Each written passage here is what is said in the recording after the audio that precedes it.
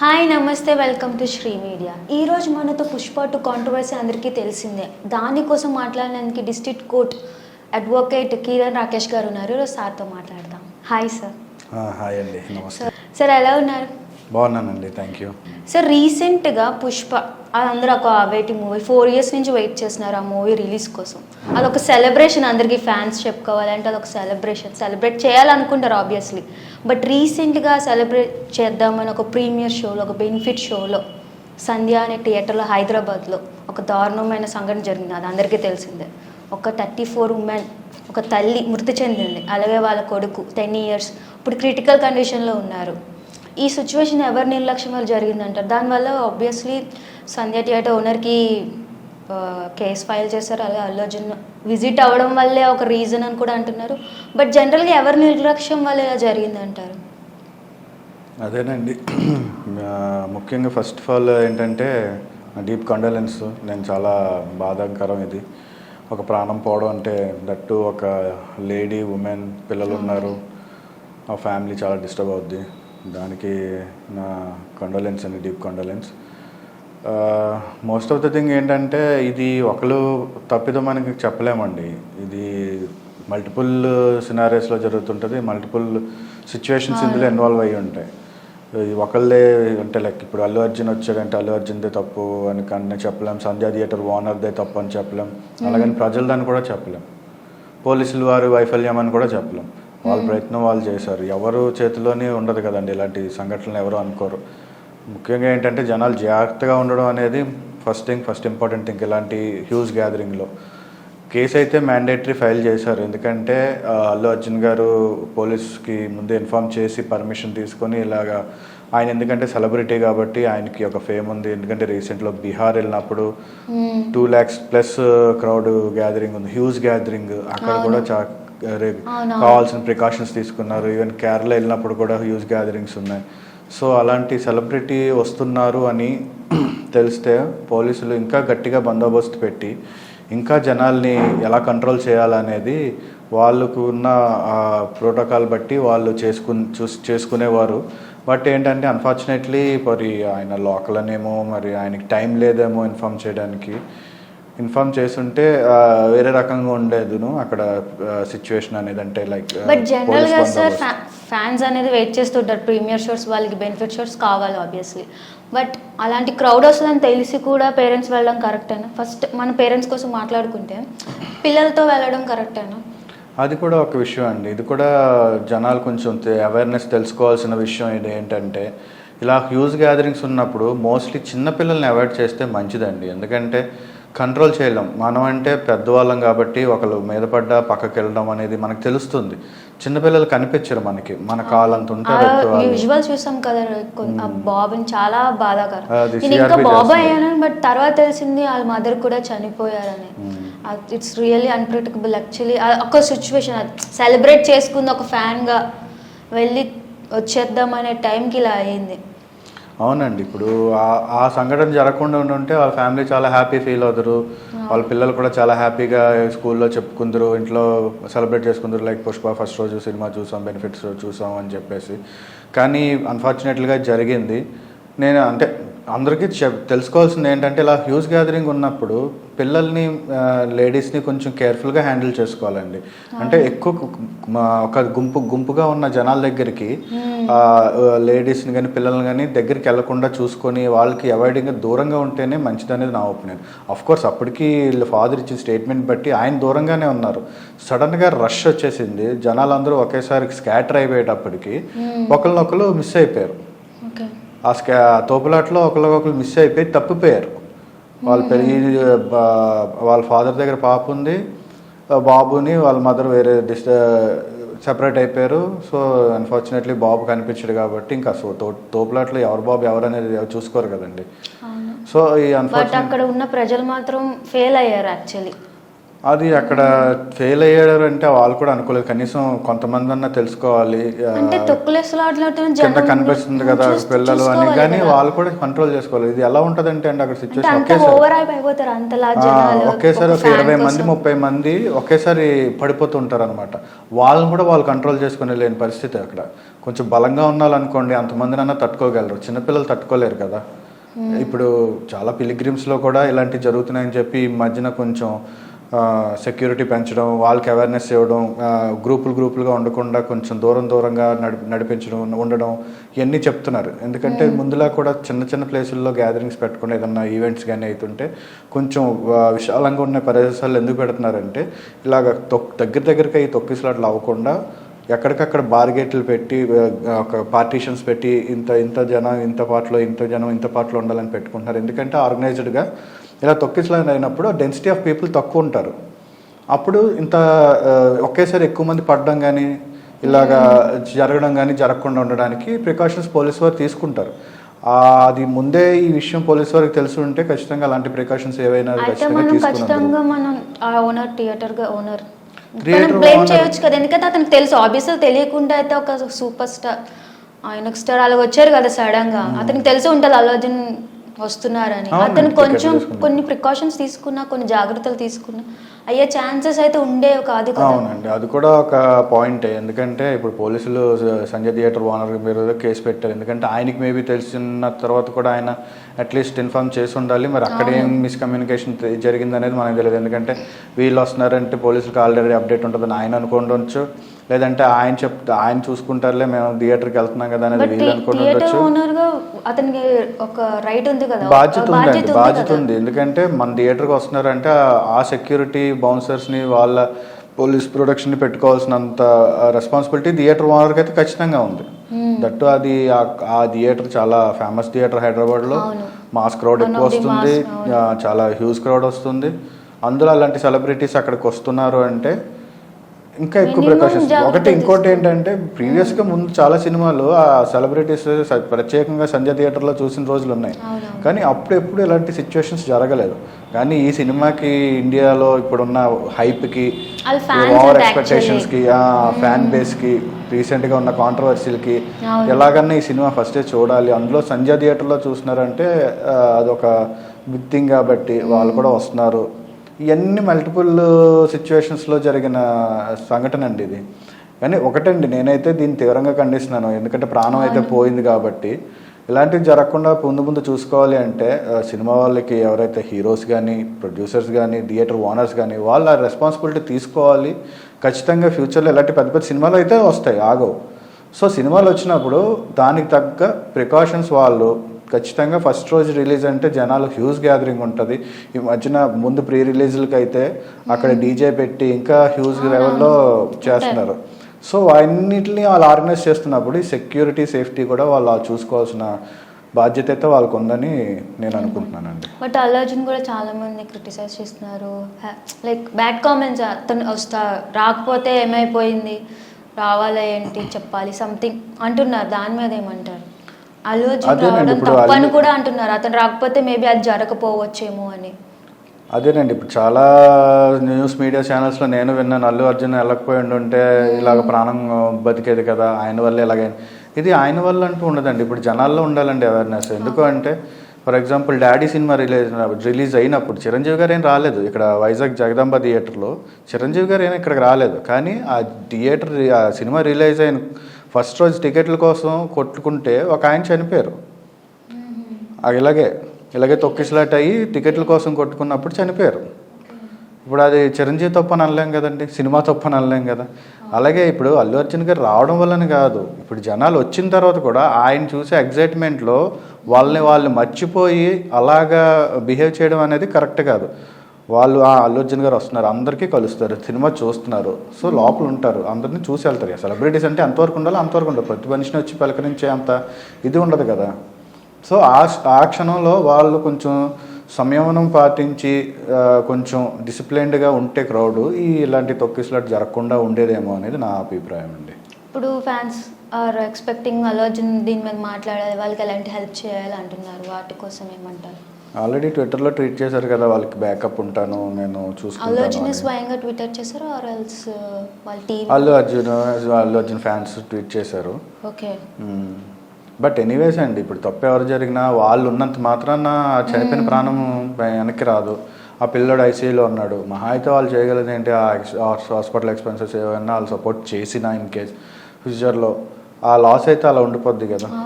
అది వాళ్ళకి కూడా గిల్టీయేనండి, ఎందుకంటే ఫ్యామిలీస్ ఫ్యామిలీ ఫర్ ఉండాల్సిందే అని ఫీల్ అయ్యి అంతే కదా. ఆ ఫ్యామిలీ ఫర్ ఎవ్రీబడి, వాళ్ళకి ఫ్యామిలీ ఉంటుంది, పిల్లలు ఉంటారు, వీళ్ళు ఏం కావాలని కోరుకోరు కదా, వాళ్ళు పోవాలి ఇదే కావాలని.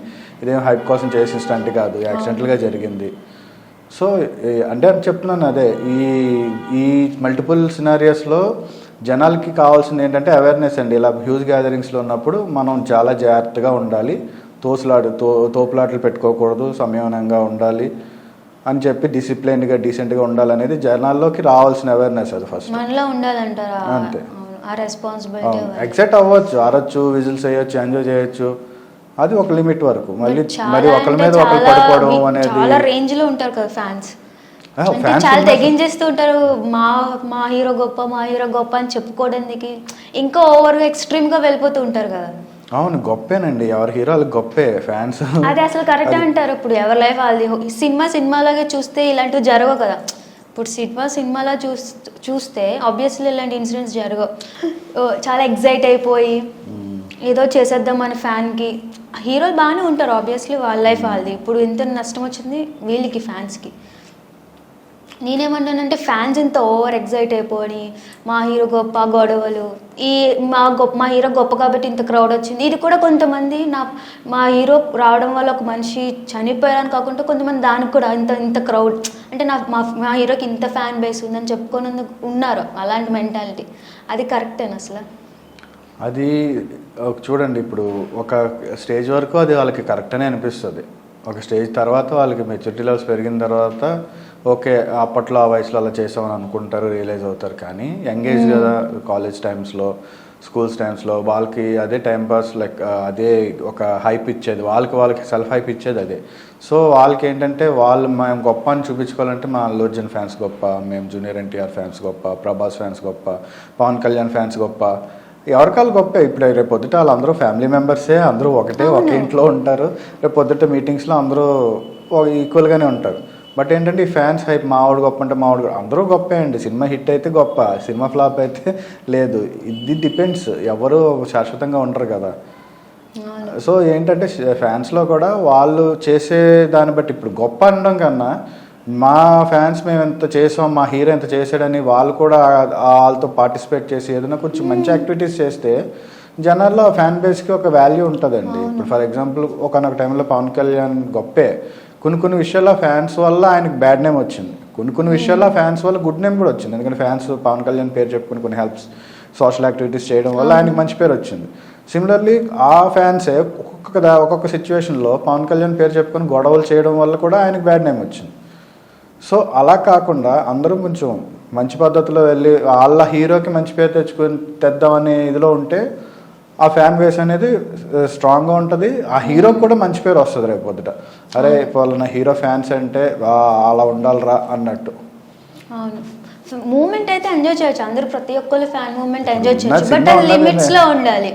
సినిమా అంటేనే ఎంజాయ్మెంట్ అండి, ఎంజాయ్ చేయొద్దని ఎవరు అంటలేదు. మీరు అన్నట్టు ఆ మెచ్యూరిటీ లెవెల్స్ వాళ్ళకి వచ్చినప్పుడు ఖచ్చితంగా మారొచ్చు, ఉండాలండి. ఎందుకంటే ఇప్పుడు ఫర్ ఎగ్జాంపుల్ ఇప్పుడు అందరికీ డిజిటల్ అంటే లైక్ అవేర్నెస్ ఉంటుంది.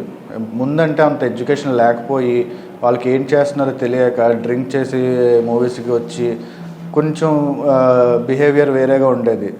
ఇన్నపెప్పుడు బిహేవియర్గా ఉండేది. సరిగ్గా వాళ్ళు తెలుసు కదండి, తాగేసి వచ్చిన తర్వాత మాస్ క్రౌడ్ ఎలా బిహేవ్ చేస్తారనేది. బట్ ఇప్పుడు ఏంటంటే కొంచెం టెక్నాలజీ పెరిగింది కానీ, సో మాస్ క్రౌడ్ ఉన్నారు కానీ వాళ్ళు కూడా కొంతవరకు ఉంటున్నారు, మరీ అంత హ్యూజ్ అని కాదు.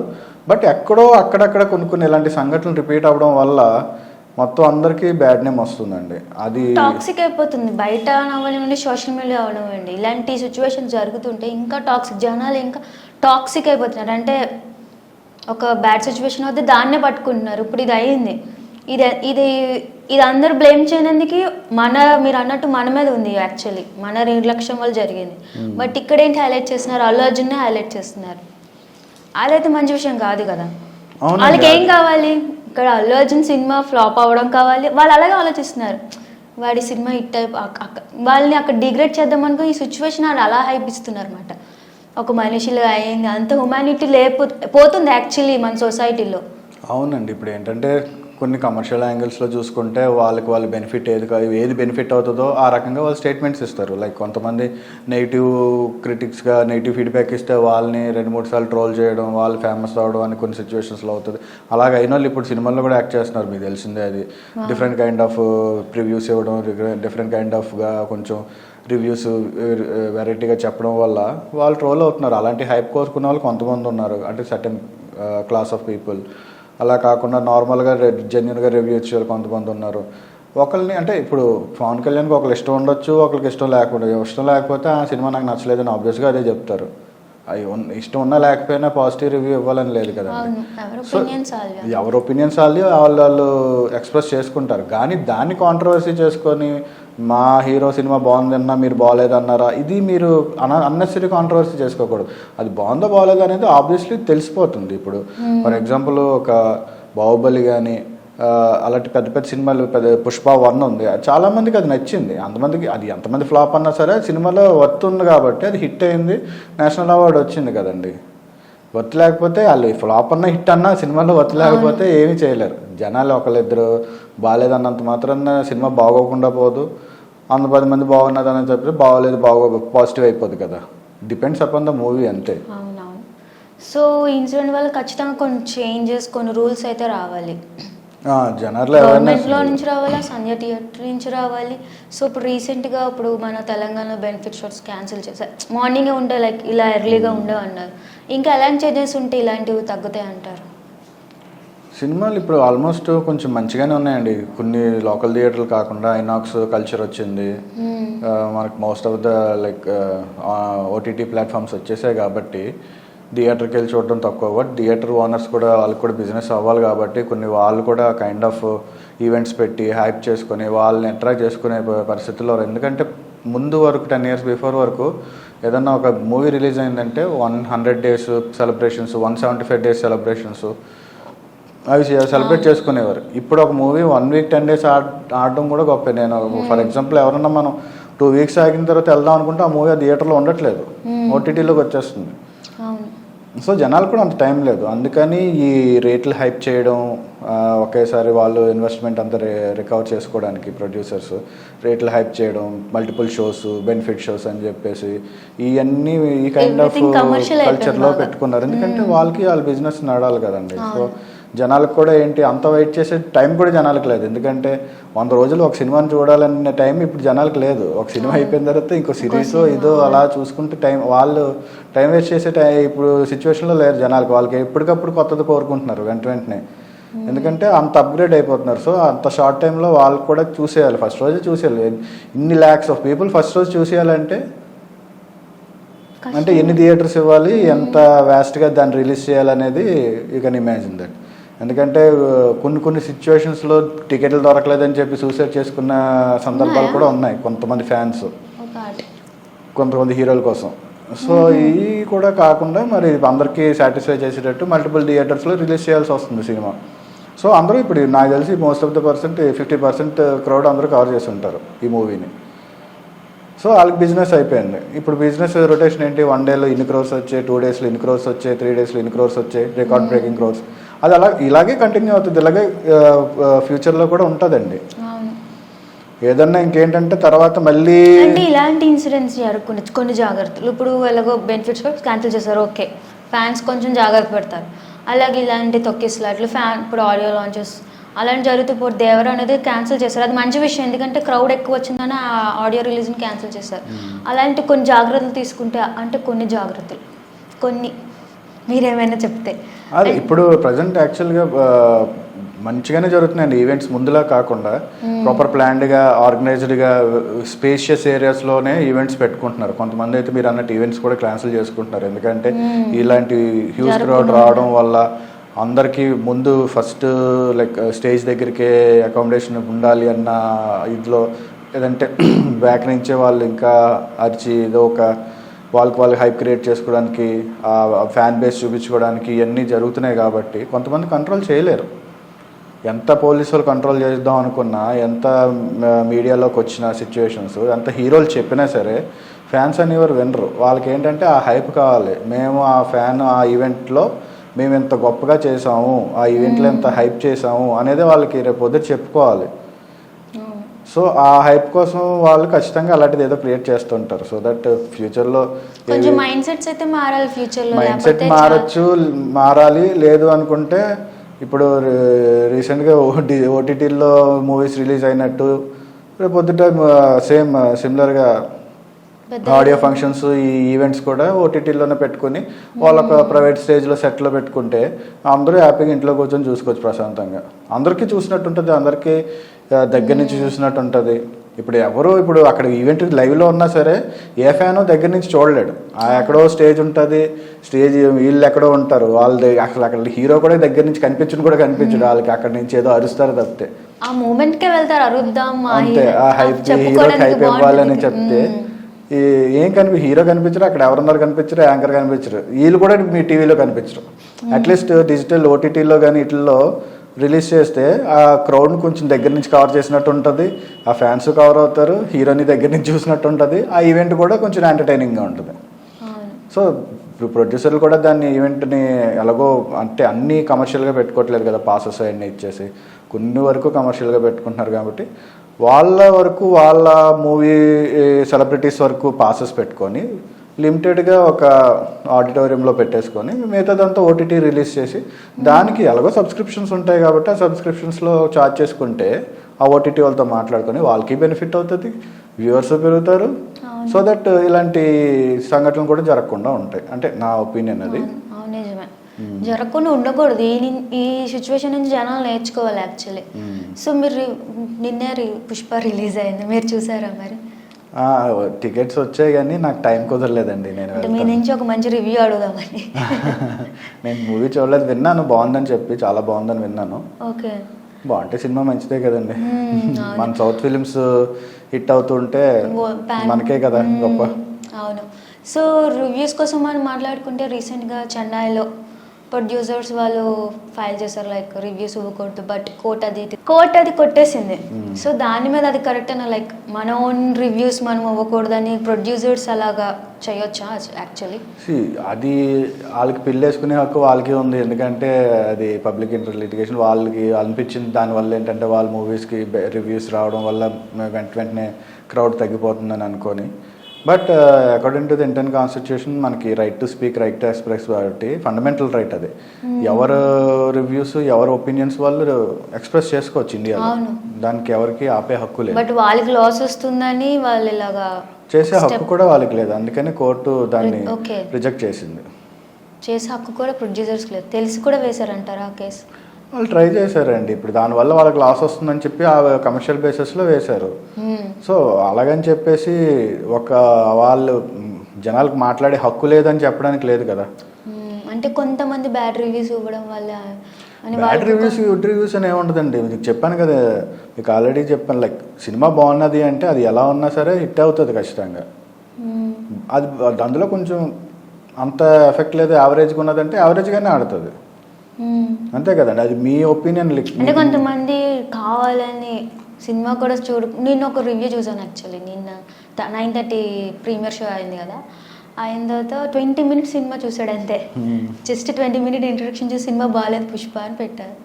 ఐ ఫీల్ లైక్ వాళ్ళు సినిమా చూడడానికి వెళ్ళలేదు, లైక్ వాళ్ళ రివ్యూ ఇది ఖచ్చితంగా ఈ సినిమా బాగాలేదని నెగిటివ్గా కొంతమంది అదే మైండ్ సెట్తో ఉంటున్నారు.